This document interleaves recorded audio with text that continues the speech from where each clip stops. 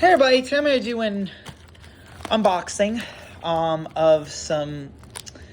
couple Sentai figures are in here, and there's a couple little tiny figures. These are interesting figures, the figures that are going to be in here. It's like there's a car in here, and there's also a figure in here too. A couple figures. Let me see if I can get this open without needing a scissor. Might have to cut the package in some way.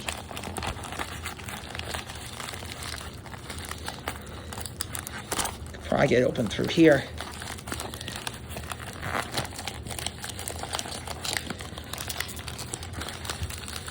All right, let me get a scissor.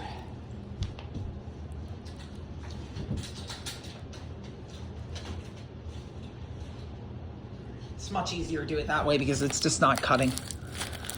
I don't want to cut through the plastic though either. I don't want to cut through the figures. Be very careful. Some of these figures are really hard to find in here. Actually, the TurboRanger I was talking about is in here. So, and if anybody doesn't know, I'm going to explain it a little bit more once I get this open. You know, TurboRanger was not in the American series. They never released TurboRanger, but I'm going to show you guys. So this is what's in here.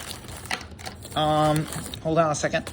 So this is not the version though. This is the Red Galaxy Ranger, but this is not the version that I still need, the one that has the Quasar sabers. This one already has it molded in, so this one's a different version. Then we have, this is the TurboRanger. Now, TurboRanger was a Sentai series from 1989. I don't think a lot of people know about TurboRanger, but TurboRanger was never released in America. It was a series that came before Zyuranger, which was the first American dub, the first American adaptation of Sentai. And this one was not an adaptation, which makes these figures much more rare, I think, than any of, like, for example, the Gingamon Red is going to be not as hard to find because Lost Galaxy was released in the US, but TurboRanger was not. And then I'm going to show you the last two things here. These are really, really tiny. These are really small. This is a rubber car. Like, it looks like a Lamborghini, actually. It's actually, no, it's a Fiat Abarth. That's actually pretty interesting. That doesn't even look anything like an Abarth. And this is a muscle figure. This is this weird pyramid-looking guy. It looks like he's from Egypt.